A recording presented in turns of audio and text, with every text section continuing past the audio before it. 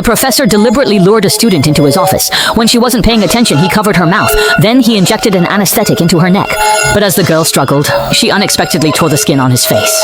After fixing his disguise, he was about to hide the girl. But just then, a teacher suddenly walked in and saw the girl on the floor. She asked what happened. The professor could only lie, claiming the girl had fainted from low blood sugar. He asked her to look after the girl for a moment. Then he got up and quickly locked the office door from the inside. Next, he grabbed a power cord from the desk and strangled the teacher with it. The teacher quickly suffocated and died. Afterward, he threw the girl into a metal case he had prepared earlier. Then he casually pushed it out. His actions didn't arouse anyone's suspicion. Meanwhile, Lucy, who was in charge of security, noticed the girl hadn't come to the cafeteria to eat. After asking her classmates, she learned that Mary had been called to the professor's office before lunch. Since it was lunchtime, being called away at this time naturally made Lucy suspicious. They quickly rushed to the professor's door, but after calling out for a while, there was no response. By this time, the professor had already wheeled the girl outside. He then loaded her into a pre-parked car. Meanwhile, the teacher trying to unlock the door found the keyhole seemed to be blocked. Left with no choice, Lucy had to force the door open. Seeing the dead teacher on the floor, she quickly contacted the control room to have them lock the school gates. But it was too late. By the time security arrived, the professor had already driven away. The kidnapping at the prestigious school quickly made headlines.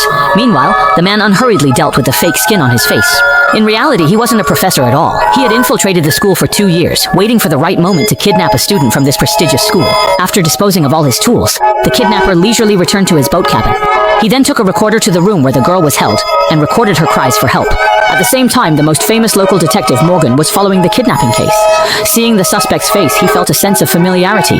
Suddenly, the ringing of a phone interrupted his thoughts. Unexpectedly, when he answered, he heard the kidnapped girl's cries for help on the other end. "Please, I want to go home." At this moment, Morgan was clearly at a loss, but the kidnapper on the other end could hear the news report about the kidnapping playing on his TV. Years of professional habit made Morgan immediately turn on his recorder and ask how the other person got his number.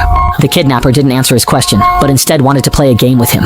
The kidnapper said that if Morgan could catch him within 3 days, the little girl might have a chance of survival. He then added that there was a gift in his mailbox, and he told Morgan to deliver the gift to the girl's parents' house tonight. After hanging up, Morgan immediately ran outside. Seeing no one suspicious nearby, he opened the mailbox. Inside was one of the kidnapped girl's sneakers. Morgan then immediately drove to the girl's house. Along the way, he repeatedly listened to their conversation, trying to find any clues. But the voice had clearly been altered by the kidnapper. He soon arrived at the girl's home, which was already surrounded by numerous police officers and local media. After all, the kidnapping of the director's child was a huge deal. Using Mary's shoe and the kidnapper's recording, Morgan successfully met with Mary's parents. After listening to the kidnapper's recording, the director was worried the suspect was a perverted pedophile. But Morgan said the kidnapper likely didn't have that kind of interest. However, he couldn't yet figure out the suspect's true motive. The only thing he could be sure of was that the suspect seemed to want to involve him in the case. With the director's authorization, the case was handed over entirely to Morgan, with Lucy assigned as his assistant. Little did they know, a huge conspiracy was slowly unfolding. To uncover the kidnapper's true identity,